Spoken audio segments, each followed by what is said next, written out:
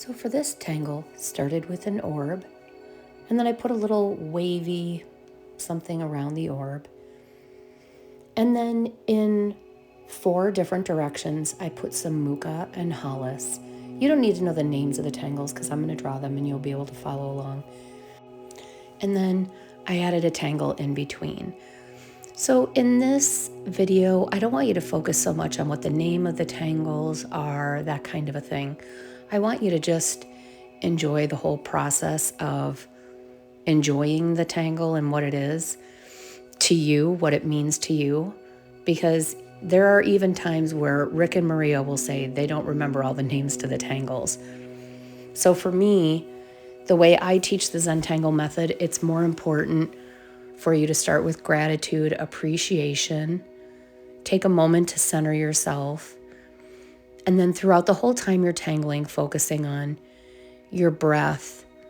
If you're light with the pen and the pressure, or if you're biting the inside of your cheek or your lip or tensing your jaw, and then just letting those things go the more you begin to getting into your tangle and what you're doing. So enjoy this process. At the very end, I didn't paint this live, but how the tangle did turn out, I did end up using watercolor. And if you want to know more about the products I used, you can put that in the comments and I'll let you know. But it was kind of a mix of quite a few different mediums, which is what I enjoy. And I loved how it turned out. It got a very cool puffy look to it. So I hope you enjoy this. Take your time, relax, and let me know if you like these videos. And don't forget to subscribe.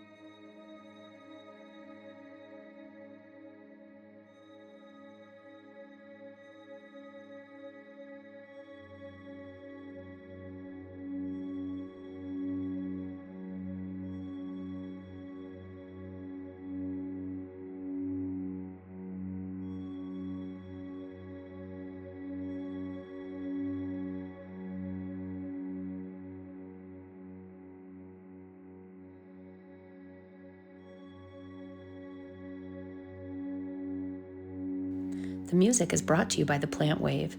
There's a link in my description if you want to know more about it.